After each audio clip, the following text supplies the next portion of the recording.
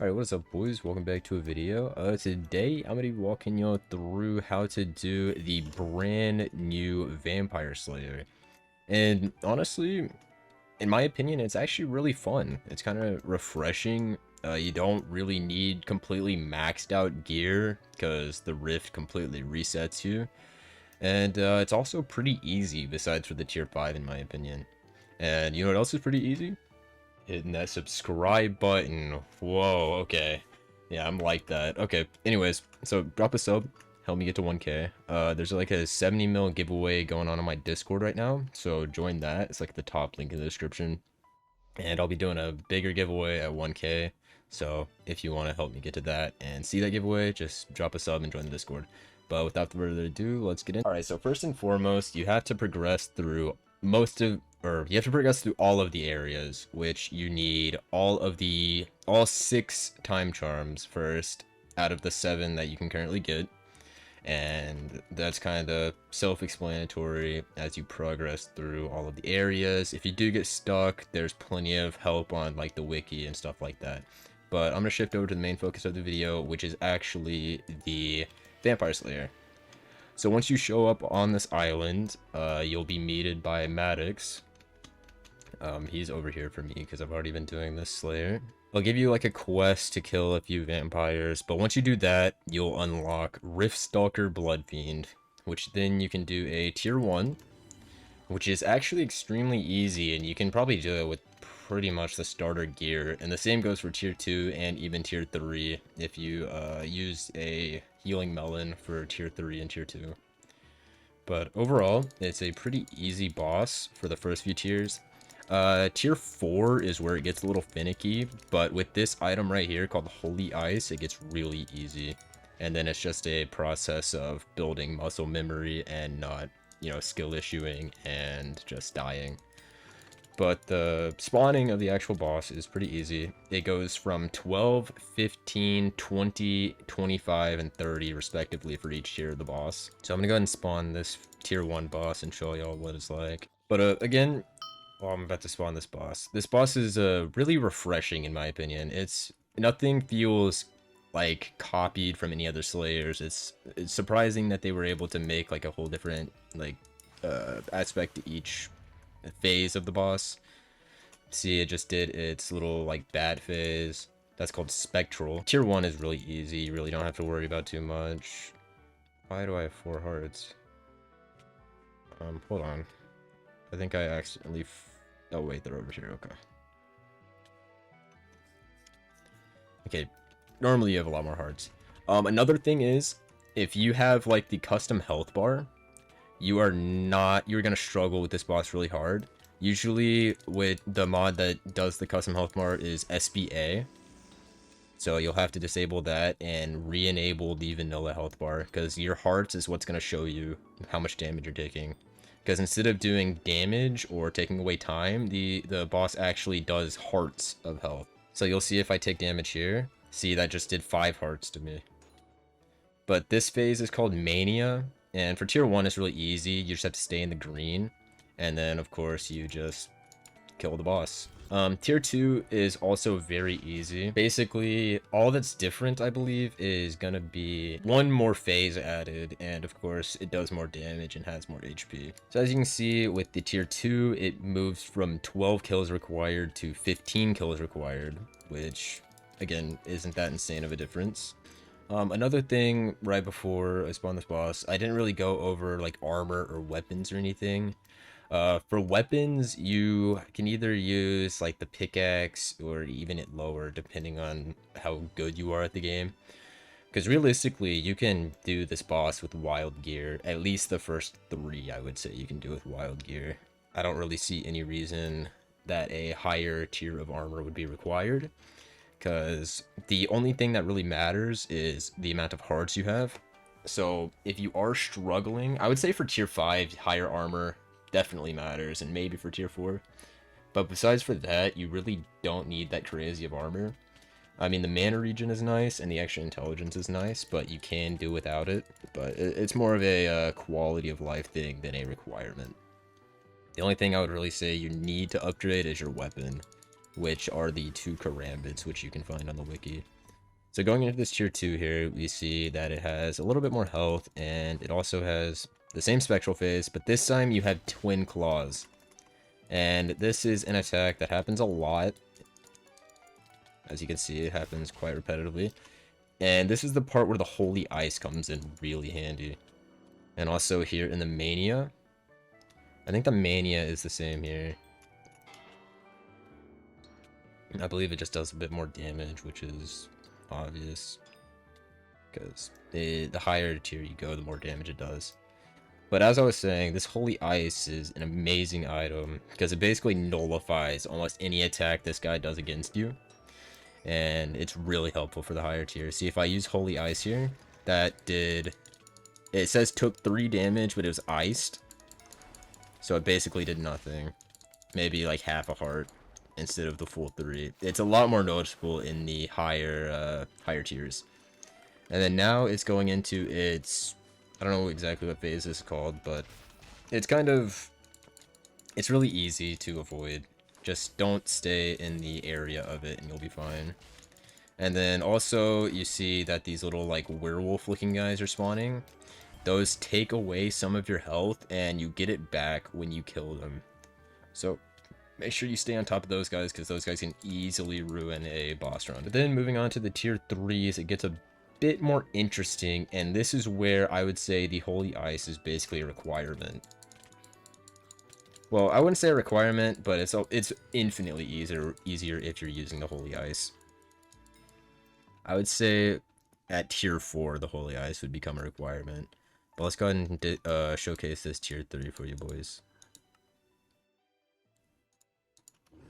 Okay, so you see as the tiers are increasing, the mobs killed requirement increases as well, which is kind of tedious, but it's really not that bad considering these guys that we're killing are basically walking vegetables. So it's pretty easy, just a little bit time consuming, especially more as you go higher and higher up in the tiers. But I'm gonna go ahead and spawn this next boss. Alright, I'm about to spawn this 3rd tier boss, and again, this is relatively pretty easy and should be able to be done with probably starter gear. The main thing I would recommend is just this holy ice and a healing melon, 100%. So what you're going to want to do is, this is where you can get good practice for tier 4s, is whenever those tiny or those twin claws come out, you want to make sure that you ice it, which is just you right click on your diamond. And here you have impels. These are kind of tedious, but you'll get used to them. Basically, it just gives you something to do on your screen, and if you don't do it, you'll take a lot of damage. So it just kind of gets annoying. And then as the tiers go higher, it just kind of combines everything into one. And that's the main reason it's at all hard. Otherwise, it would be a pretty easy boss. The problem is everything just gets kind of overwhelming. You see, this phase is probably one of the easiest. You just kind of avoid it. And there's always going to be twin claws right after that phase happens, so watch out for that. Be sure to use your ice. And there's also plenty of audio cues that hint you at everything that's going on, so be sure to keep your audio turned high. And also around this time is when you're going to be using another item, or around this stage of the game, is called the stake. And basically what it does is if your boss is at 20% HP, it will one-shot the boss. So say a tier 5, for example, has 4,000 HP. Oh. Okay, I died from something. I wasn't really paying attention. But anyways, that boss is really easy if you're paying attention. Clearly I wasn't. But this stake will one-shot your boss if it's under 20% HP. So for example, one of the bosses is 4,000 HP, so 20% of that would be 800, I think. Yeah, if you get it under 800 HP, you'll one-shot it, which is really helpful, especially with how stressful those last few seconds of the boss can be. But we're going to go ahead and move on to a tier 4, which is so far the highest that I've done, mainly just because I suck at the game, which you guys can clearly see based on how I just died to a tier 3. But this is where I personally struggled, and it took me 2 or 3 tries to be able to actually do it. So this is the point where I would say getting the Silver Twist Karambit or the lower tier is a requirement. Holy Ice is also a requirement, and at least a level 2 Healing Melon is also a requirement. And also, you have to be a little bit decent at the game, or be able to learn pretty quickly. So you're gonna notice instantly that everything's a lot more fast paced and he's combining a lot more stuff. So it takes a pretty decent bit of focus, but after your first few times doing it, you'll kind of like learn what he's doing and you'll be able to do a lot practically on muscle memory. Another thing is you can see on the right hand side the effigies.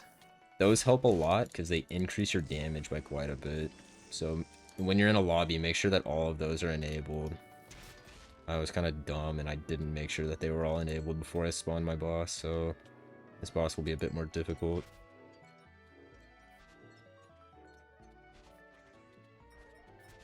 And also, you'll see the impels are popping up throughout the entire boss fight instead of an only section, so that's also something you gotta focus on. And then remember that he does a thing after that phase every time. See, this is a part that can be kind of like a catch me kinda. You just gotta be super careful with these wolf things, because they can definitely ruin an entire boss fight. Especially when there's this many. There's usually not this many. This phase, again, is really easy. Just be sure to avoid where he lands, and then watch out for the hit right after. And then there's a second phase of this, which is pretty easy. Oh my god, I'm gonna die here just because there's so many of the wolves. Okay, there's normally not that many wolves, so I'm gonna go ahead and spawn another one just to show you guys what a normal boss fight would look like. I have no clue why there's that many of the wolf guys. There's usually only 3 or 4, but I'm gonna go ahead and do another boss.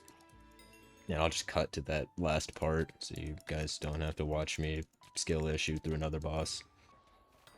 Yeah, see, there's only 3 wolves now. So I'm about back to where I was. So again, watch out for that Twin Claw right after that phase. Got this second phase. Again, it's mostly just muscle memory. Once you get it figured out after the first few times, you'll be able to do this boss pretty easily. And also on this, you can avoid the Twin Claws if you're on a further out ring and you just run in a circle. On these first 2, though, I wouldn't recommend going for it, though.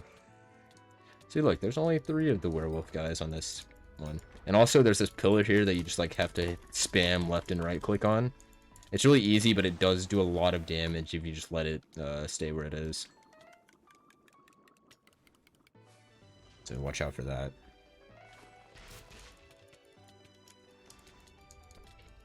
And again, once you get it down to like 500 HP, you can one-shot it with the stake, which that guy just did. And once you do it a few times, the boss is actually really easy. You'd be surprised. And it's honestly pretty fun as well, as I said before. But for tier 5s, it's basically like a tier 4, just on crack. Everything comes at you much faster, and you need to be a lot better at the game. If you can do a tier 4 like consistently, you'll probably be able to do a tier 5. You just have to, you know, be good at the game, which I'm not, so that's why I haven't done a tier 5 and won't be doing one for this video. But if you want to, I figured it would be smart to just showcase my setup, because I know I mentioned before that you don't really need a crazy setup for the first 3 tiers, but for tier 4, this is what's been working for me pretty consistently. I have the anti-bite scarf, the mythic version, the orange chest plate, just because the upgraded version is a nightmare to get. I have the leggings of the Coven, which is the max pair of leggings, the snake in a boots, which is the max boots. I'm using my rift necklace with 6 out of 8 time charms. It's fully upgraded as well. The enigma cloak with 42 out of 42 souls, the vermin belt, the disinfestor gloves, the silver twist karambit, which is the max sword you can get, I believe, holy ice, which is the backbone of all of these boss fights. Do you mind? The max version of the healing melon, which is also insanely helpful throughout these boss fights. And finally, the steak, which is a big help for when the boss fights get to the end and they're just kind of finicky to deal with. But with that being said, with this tutorial, you should be able to be doing yourself some vampire slayers. So have fun and hopefully make a ton of money before all of the prices drop insanely in price when people start catching up. But again, please consider heavily to subscribe, because I spent the like 20 hours of the past 2 days working to get here just so I could make a video. And I've also streamed most of it, so if you want to be able to stop by in future streams, be sure to drop a sub and also join the Discord and get the stream roll. I'll be pinging everybody that has the stream roll when I'm streaming, but keep in mind the stream roll is optional, so if you join my Discord, you won't be pinged every time I stream, only when I ping at everyone for some giveaways. But again, thank you all for watching, and good luck.